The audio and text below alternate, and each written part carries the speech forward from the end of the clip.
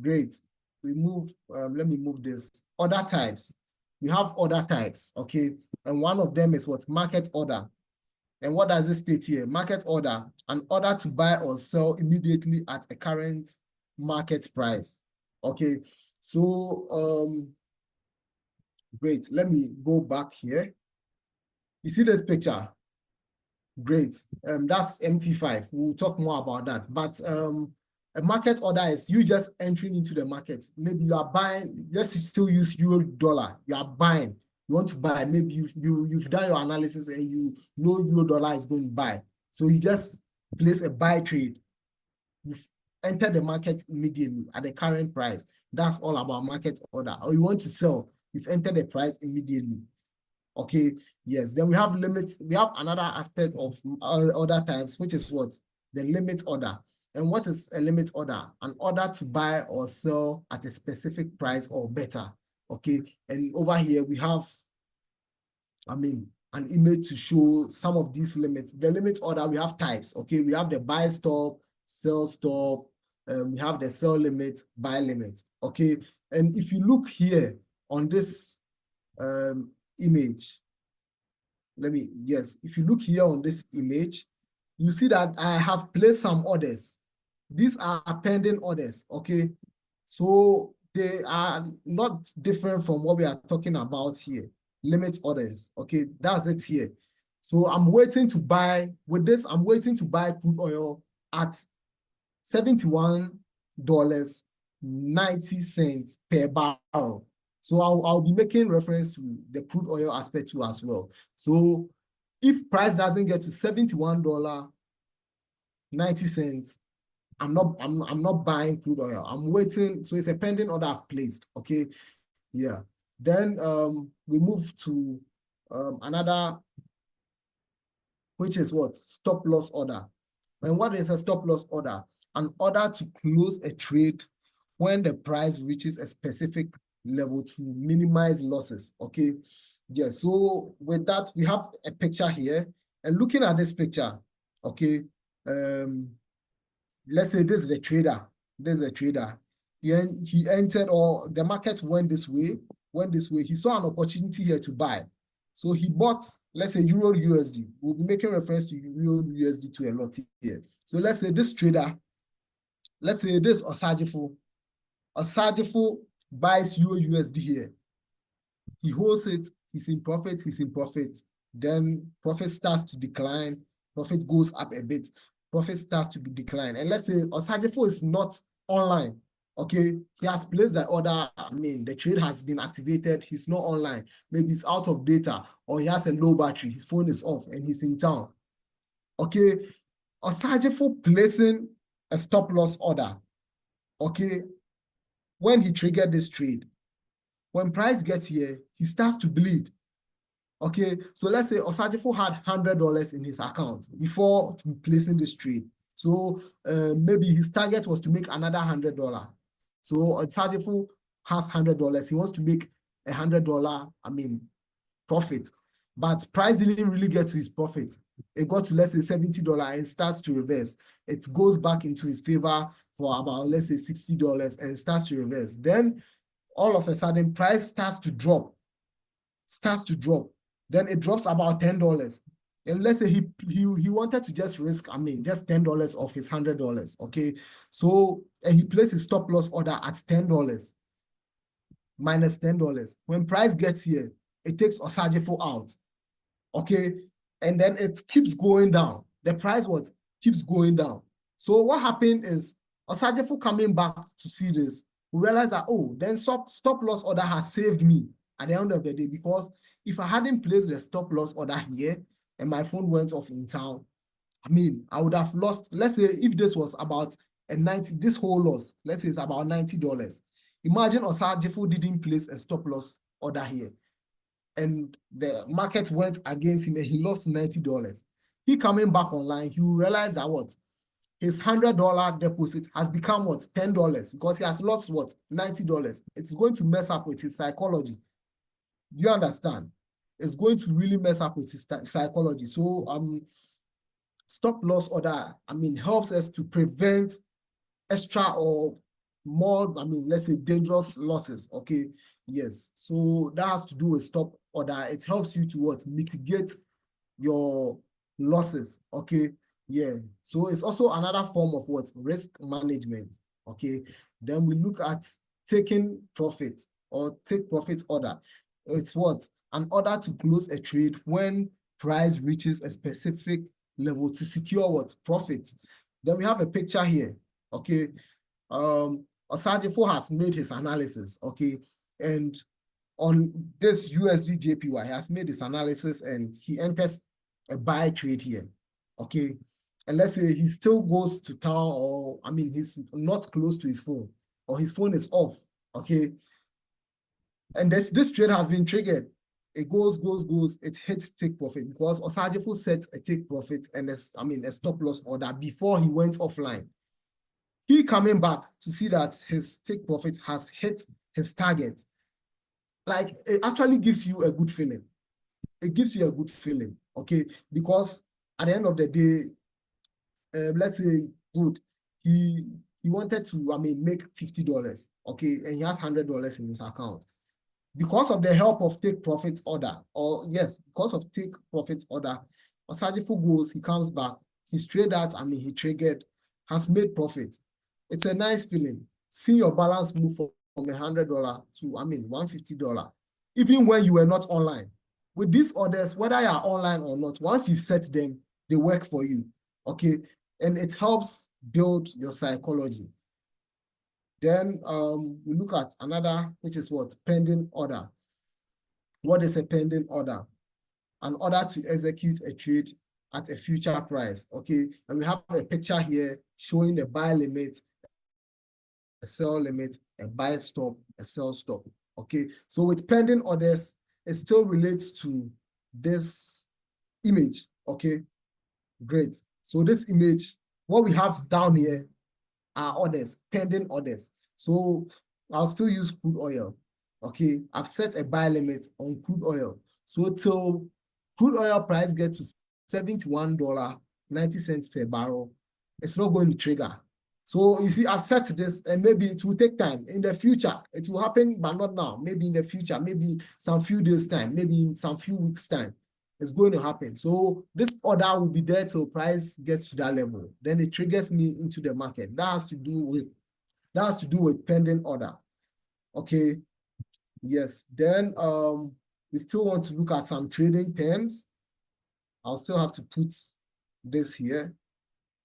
Okay, let me still put it here. Trading terms. So trading terms, we have number one as what? Long position.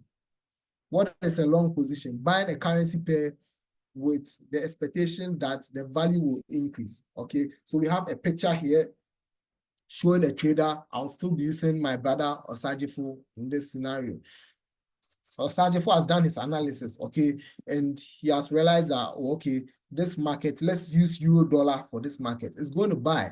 So per his analysis, it's going to buy. So he has what? He has placed a what? A long position. That's equally a buy position. Whenever you hear long in Forex, when you hear long, it means buying. Okay, so Osajifo buys, here. So this is a long position. Okay, then we look at what? A short position. What? Selling a currency pair with the expectation that its value will what? Decrease. So my brother Osajifo on the euro dollar, trade again. After doing this analysis, let's say this is trading view. Then he sees that, okay, per his analysis, this euro dollar market is going to what? It's going to drop. It's going to short, or it's going to what? Sell. So wherever I hear drop, short, or sell, it's still what? Selling. Or, the market is going down, as some of you will see. So this picture depicts a selling position or a short position. Okay. Yes. Then we also have another as what? A bull market. What is a bull market? A market condition where prices are rising. Okay. So even and we have a picture here, you can see a bull. So when you hear bull, it means, literally people in the market that are trying to buy. But why bull? Like, why not anything but bull? why in forex trading, why are we calling, why are we calling something a bull market? A bull market because a bull is an animal that what attacks with its own, like it's do you understand me? Like bulls attack upwardly. They'll raise you up with their horns and throw you somewhere. Okay. Yes. So with that scenario, okay, that's why we call this market a bull market. And a bull market is a market that is going up, a market that is buying. Okay. So we take the forex market as a battlefield. Okay. Even the forex market is not really a friendly place. If you are not aware, it's not a friendly place. Okay. Yeah. So we have bulls and bears in the market. We'll be looking at bears later. But it's a battle between bulls and bears, buyers and sellers. When I say bulls, we are the buyers. Okay. So what? A market condition where prices are rising. So bulls are buying. So when we say a bullish market, then that means there are so many bulls in the market. There are so many buyers. The buyers are more than the sellers. That's a bullish market. Okay. Yes. And as I said earlier on, bulls what? Attack you upwardly. They are going to they go down, use their horns, throw you somewhere. Okay. Yeah. So they attack upwardly, just as the picture is depicting. You see, the bull trying to, lift the market. Yes. So bulls and bears in the market, it's a battle. Okay. Yeah. So when we say a bullish market or a bull market, then that means the buyers are winning. Okay. Or the bulls are winning. Okay. Then that leads us to what? A bear market. A bear market, what? A market condition where prices are falling. And as I said, why, just as I used the bulls, bears. Why bears? Why bears? Because bears pounce on you. Bears are animals that when they are coming on you, they really pounce on you. They take you down. Okay. Yeah. So that's what, traders have used to tag the sellers in the market or those taking the markets down. Okay. We tag them as what? Bears. Okay. Yes. So a bearish market, okay, is a market that has a lot of bears. The bears are more than the bulls. When I say bears, they are the buyers. Sorry, when I say bears, they are the sellers. The sellers in the market are more than the buyers. So that's it. The sellers are more than the buyers. That's when you have a bearish market. Okay. Yeah. Then we have what we call swap or rollover. Okay. Yes. And what is a swap? The interest fee charged for holding a position overnight, depending on the interest rate differential between two currencies. Okay. Yes. So this actually, my brother, I don't know if my brother, the Tanzanian guy, what's his name, please? Just give me a Ezra. second. Forgot my brother's name, but I want to give him a shout out. I You can't mean wait to Ezra? also come again. Ezra. Ezra, good. I was just seeing it. I was trying to look for it on my phone. Ezra is a swing trader, just as I am. So this swap thing relates with we, the swing traders. Okay, why? Because we hold trades over a certain period, maybe for some days, for some weeks, and definitely brokers will need certain commissions, or they'll need to make money from we holding trades. Okay. Yes. So it's literally, or let's say you're going for an event, you pay a fee to go into, or if you want to sleep in a hotel overnight, you need to pay a fee. So for we sleeping in the market overnight, we have to pay the hotel fee for what? The market. Can you relate with that? Yeah. You are traveling somewhere and you need a place to sleep so that you proceed. Definitely, you have to pay a hotel fee for the night. So that's what the swing traders, do on the market. We pay some fees to our brokers to still hold our trade for more days or weeks ahead to come. Okay, so a picture here is depicting, the swap. You see, an open position moving from day one into day two, and that's a rollover or the swap. Then we look at hedging. What is hedging? Opening positions in opposite directions to reduce risk. Opening positions in different directions to reduce risk. And there are traders who do that a lot. They open, buy, and sell positions at once. And this is a picture to depict that. Okay, he's buying. I'll use my brother Osajifo again. He's buying, he's selling here. Then, selling, buying here. So buying and selling positions at the same time. That's what hedging. Okay, then we talk about scalping. Scalping. When we talk about scalping, it's a trading strategy that involves making small profits from short-term trades. My brother again, Osajifo, is a scalper. He's a very good scalper. Okay, yeah. So brothers like Osajifo, who I'll call scalpers, this is what they do. They are interested. The chart here is trying to depict what they are interested in. They come when they see opportunities in the market. Theirs is just to, go in and come out in no time. Scalpers spend about, let's say, between 5 to 30 minutes. It's just once in a while that they hold trades for hours, like 1 hour, 2 hours, 3 hours. But most of the time, they are looking at, what's the name?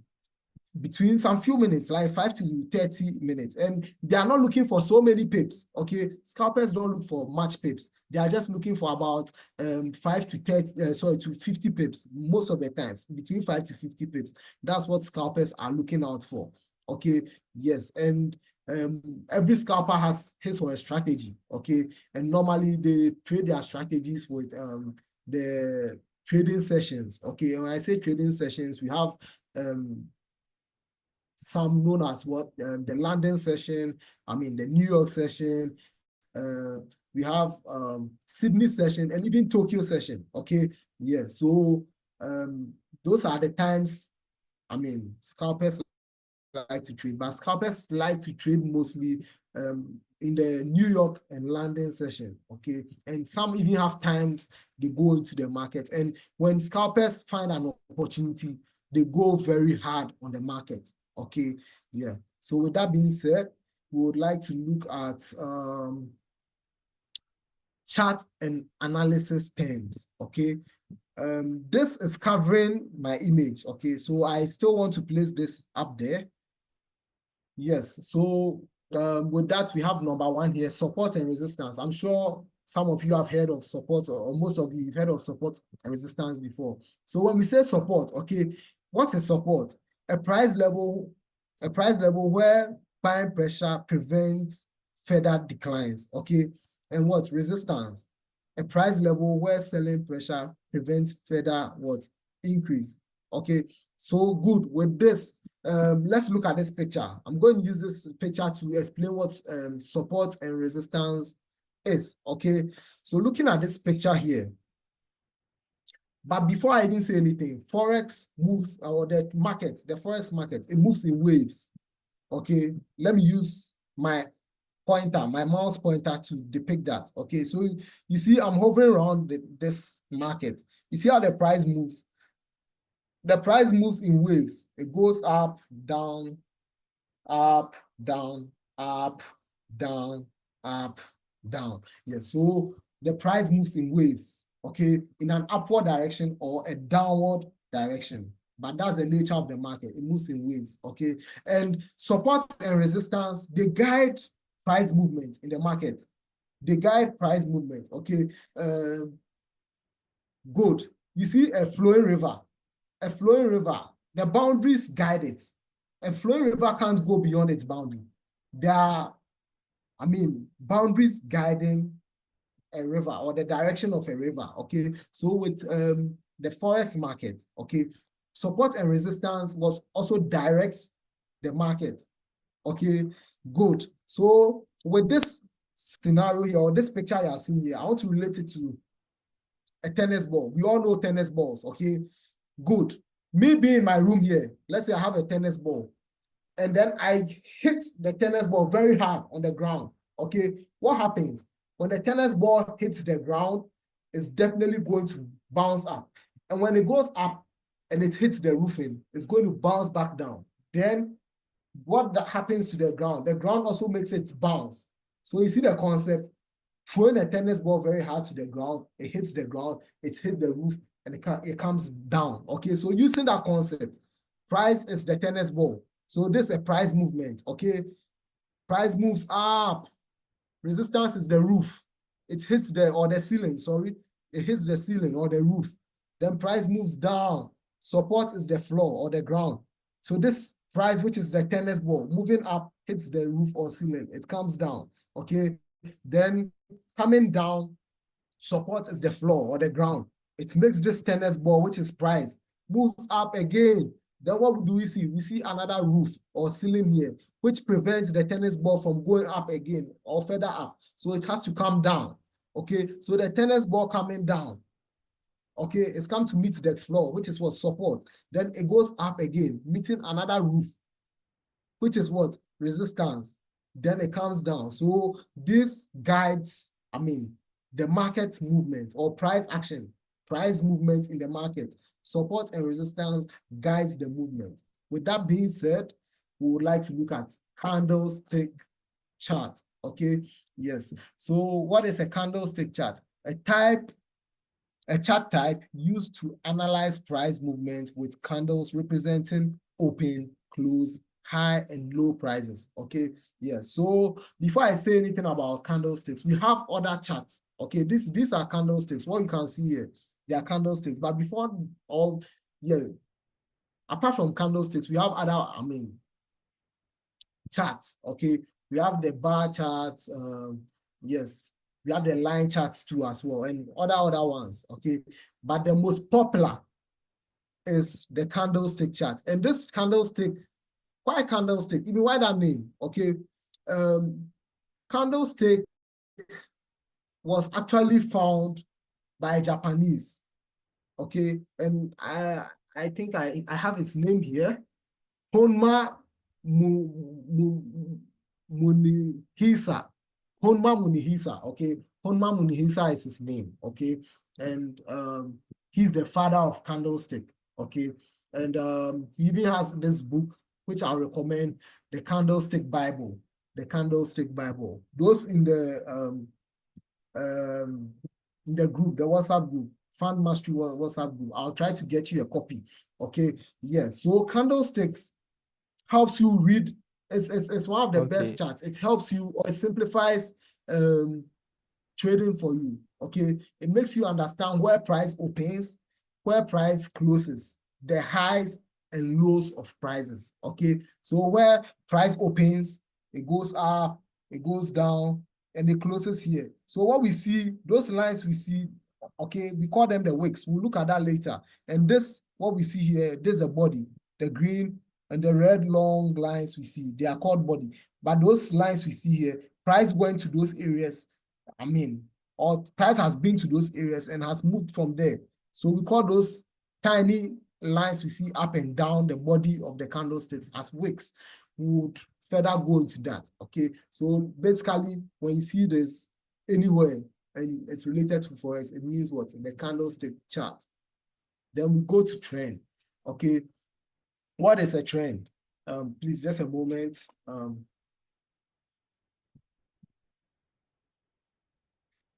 Sorry about that. What is a trend?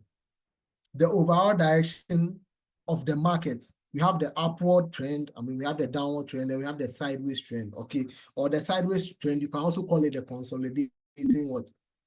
Trend, okay? So we have a picture here showing price or showing the market, moving up, down in an upward direction, meaning we're in an upward trend. Then price moving what? Down, up, down, in the downward, position, okay? Or in a downward trend, okay? Yeah, so that has to do with trends. We have the upward trend, the downward trend, and we have something called the consolidating trend, or the sideways trend, which, sorry, I did not add to this slide. Okay, so with trends being said, we want to move to volatility. Okay, so when we say volatility, what is volatility? The degree of price movement in the market over a specific period. Okay, so with volatility, I have two scenarios. Okay, the first scenario is cars. We all know cars, okay? We know cars. And cars move on the gears, okay? The gear leverage. We have gear 1, gear 2, gear 3, gear 4, up to 5, okay? Yes, so the speed at which gear 1 will go it's not the same speed as, I mean, gear 2 is going to be faster than gear 1, okay? And gear 3 is going to be faster than what? Gear 2. That has to do, I mean, with volatility, how volatile, I mean, the market can be, okay? Yes. So with that being said, there are certain sessions, okay, that we see price moving very fast, okay? And there are certain things like when we have major events, okay, or major news events like NFP. When we have NFP, CPIs, and what's the name? Yeah, those, I mean, big news, especially with the NFP and CPIs. When we have news events like that, you see the market react fast, like the market movement. So literally, volatility has to do with what? Market movement. Those, I mean, those times, we the traders, or we that have been, I mean, if you are on your MetaTrader or your trading view, you see how price, I mean, the buyers and sellers in the market reacting very fast. They see price movement, I mean, or price moving in a very fast pace, okay? So that has to do with volatility. Sometimes the market can be less volatile, okay? And instances where the market can be less volatile or very dull are sessions like the Sydney session and mostly the Tokyo sessions. Those sessions, there's not so many traders online, okay? There are not so many activities going on. So the market is very slow. Okay, but with the London session and the New York session, I mean, the market is very volatile. So that has to do with volatility, the price movement of, I mean, the market. Okay, then we have what we call technical indicators, tools used to analyze price trends. Okay, and we have some here, RSI, moving average, Bollinger Bands, stochastics, alligator, and I mean, there are so many of those technical indicators, yes, and some traders still use it, okay, yes, so that's it with technical indicators, yeah. Then we come to our next slide. Great. So with our next slide, we are going to speak about basic risk management concepts, okay. Basic risk management concepts. Before I say anything, shouts to Mimi. Mimi did a very good job on risk management. Shouts to Osajifo, my brother. You did very well yesterday on, I mean, risk management. So those who followed from day 1 and day 2, we've spoken extensively on risk management, and we heard from my brother, I mean, Osajifo, and my sister Mimi, okay? Yeah, so we just want to look at a few over here, okay? Then we have the very first one being what? Double, triple, even quadruple check your orders, okay? Yes, so you have to double check your orders, quadruple check your orders, even whether you're in a trade or you're out of a trade. The market is not yours. The market is not a friendly place. So whatever the market gives you, let's say you've made a trade, you're anticipating like 100 pips, okay? But the market has given you 80 pips and it has started reversing. Are you going to say you have to do something about the market order, okay? Are you closing partials or you are closing out and bargain whatever the market has given you? That has to do with, I mean, checking your orders. And we place pending orders, okay? Like the very first picture I showed you of my swing trade. Let me see if I can go back there. Great. So this is my swing trade. This is my swing trade. So even though I'm still in these trades, okay? Yes, even though I'm still in these trades, I still check them from time to time. I double check, I triple check, I quadruple check, okay? So that I don't lose what I'm making, okay? I go back to the charts and check, okay? It's AUD USD still buying, okay? It's my CAD CHS still buying, okay? Good. We also spoke about lot sizes. Let me chip in this. The 0.01 you're seeing is a lot size. 0.01 lot size, 0.01, and that's the least lot size in trading. So I'm using the lowest lot size ever, okay, in the markets to bag some profits. Look at my balance here, 84 Ghana cedis, and I'm in a floating profits, or I'm having an equity of what? 1,115 Ghana cedis. Yes. So back to what I was saying. okay, I have to be checking my orders, okay, and I have to be checking my analysis on my trading view or whatever to make sure even DXY, dollar index, is it still selling? Is it still we spoke about market, okay? So is it still in a bearish market? Is CAD CHF still in a bearish market? Is AUD USD still in a bullish market? Is NZD USD, that's a New Zealand dollar, US dollar, is it still in a what? A bullish market? I still have to keep checking. And even this, my pending orders, the crude oil, the GBP, NZD, and the like, okay? I have to make sure, I mean, if price gets there, it won't go against me, okay? So literally that has to do with the very first on our list here, which is towards double, triple, and even quadruple check your orders, okay? So from time to time, you have to check your orders. How is it going, okay? Then the second one, we have what? Always have a trading plan, okay? We spoke about that yesterday too, having a trading plan. You see, with every, you don't just go into a business or you don't go into a venture without a plan. You have to go in with a plan. So unlike trading, you have to have a plan. And these plans can be, well, okay, every week I want to take 10 trades. 10 trades, that's a plan, okay, for the week, 10 trades, okay. So after 10 trades a week, if you should see any other juicy setup, you have to stick to the plan. The plan is to take 10 trades a day. So you just take 10 trades a day. You don't go beyond taking 10 trades in a day, okay? Yes, so I mean, having a trading plan, it doesn't have to do with only trades, but I'm just using that scenario. So you just have to have a plan, okay? Then the next one says what? Take profits on your winning trades. Take profits on your winning trades, okay? So with that being said, you have to close partials, okay? Sometimes you are anticipating 100 pips, okay? But the market is going to give you, let's say, about 80 pips and maybe drop for about another 40 pips. Are you saying that when the market got to 80 pips, you are not going to take profit? Take profit. Close, even if you don't close part of the trade, close the whole trade. If you don't close the whole trade, close part of it.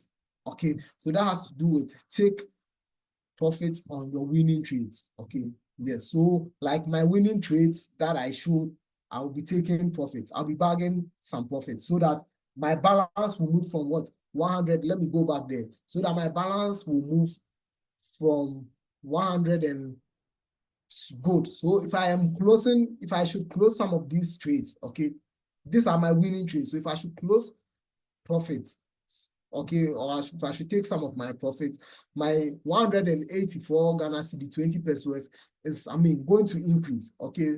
Should I close dollar index or New Zealand dollar, my balance is going to change and it's going to go higher. So that has to do with, taking profits on your winning trades. Then we look at what? Take a step back from trading. Number 4, take a step back from trading. With this, it has to do with sometimes when traders are in their losing streak, trading like any other, you can always not have it rosy. You can always not make, even other businesses, you can always not make profits. There are days you make losses. So, unlike that, it's the same thing happens to trading. You can never say every day you're making profits on the market. No, we make losses. So on our bad days, take a step back from trading. On your bad days, when you're on a losing streak, take a step back. And taking a step back from trading doesn't mean don't trade at all. Every once in a while, you can open the chart, see what's going on so that you don't lose the skill. But you don't trade. You just make your analysis, but you don't trade. Okay, it also helps with what? The psychology. Taking a step back from trading helps build your psychology. Okay, and when you bounce back after, after taking a break from trade, when you bounce back, normally you become very profitable. Okay, then we talk about the last one here. Withdraw money from your account, your trading accounts. Please withdraw money from your trading. I should have placed a screenshot. Okay, yes, we make withdrawals. It helps. Withdrawals help build your psychology mentally in terms of trading. So imagine that profit I've made. Imagine I've closed all that trade and I have like about 1,500 cedis in my account. Even if I don't take much and I even take 500 Ghana cedis, okay, and I used to buy something nice for myself, I take myself out. Val's Day is coming. Or I go out with my girlfriend, Rihanna Red Hat, shouts to you, okay? Yes. So let's say I go out with my girlfriend. We go on a date with that 500 Ghana cedis. I'll feel proud of myself. I'm going to have a very good feeling about forex trading. Why? Because this is money I took out of the market, okay? Or my siblings need something. My mom needs something. I've made very good or substantial amount from forex. I take out spots. And I mean, I used to sort out those things. It actually gives you a very good feeling. So please, traders, withdraw money from your account. I know traders who can make very good profits. Let's say move 1,000 Ghana cedis to like 5,000 Ghana cedis. They don't make withdrawal. They still keep trading and they lose all the 5,000 Ghana cedis, including, I mean, whatever they deposited. They lose everything. And that messes up with your psychology. So if, from time to time, be making withdrawals, okay?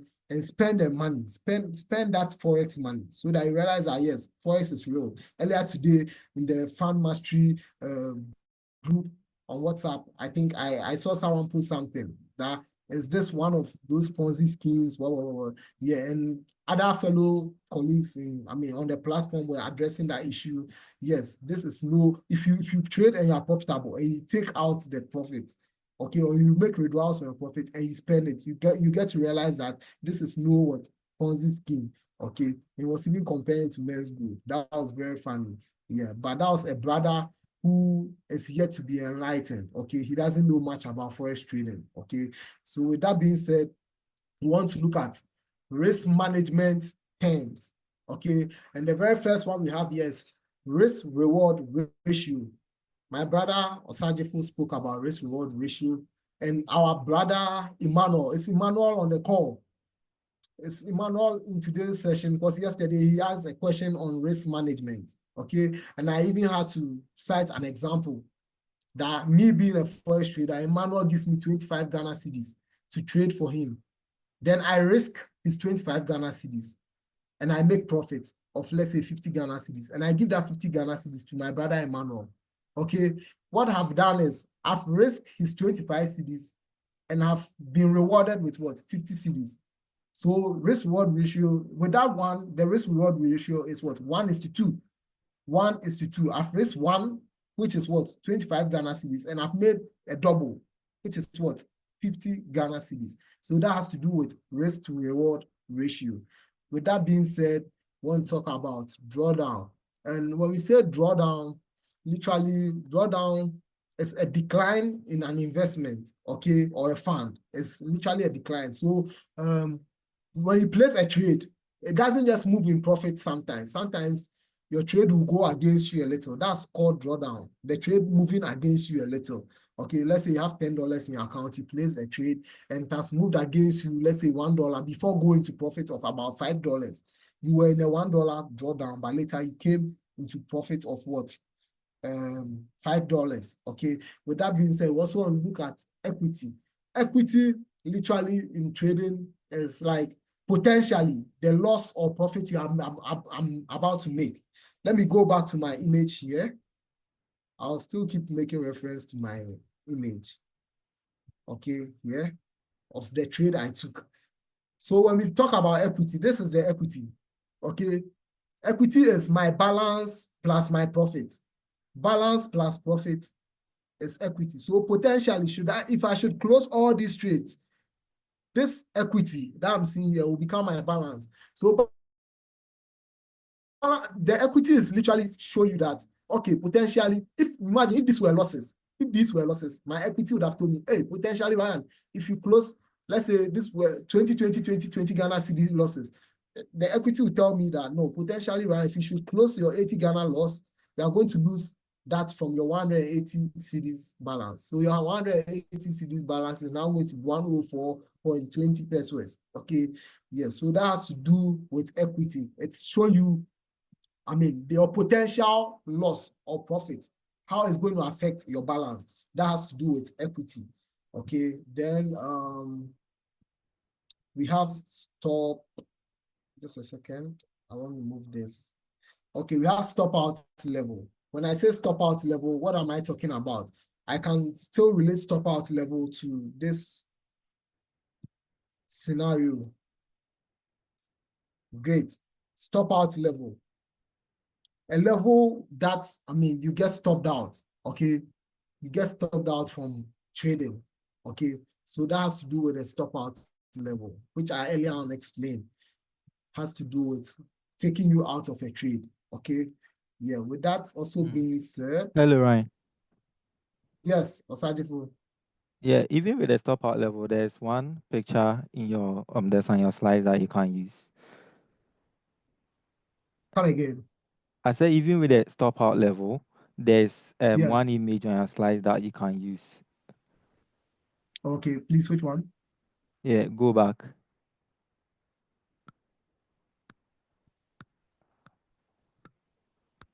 Yeah, these ones.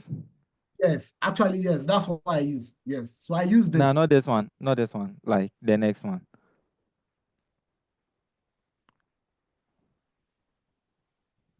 No, this is the I earlier mean part. front. Like yeah, just go in front. Okay, this, or Yeah, yeah, these ones. yeah. So this is There a are two stop actually. out level. Great. So this is a stop out level.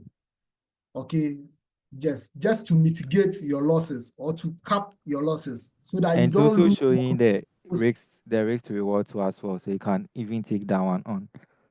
Great, great, great. Yeah. So that has to do with stop out levels. With that being said, we are done with a slides and we would like to take questions and answer those questions. So please, anyone with any question, kindly feel free. We are here to answer your questions.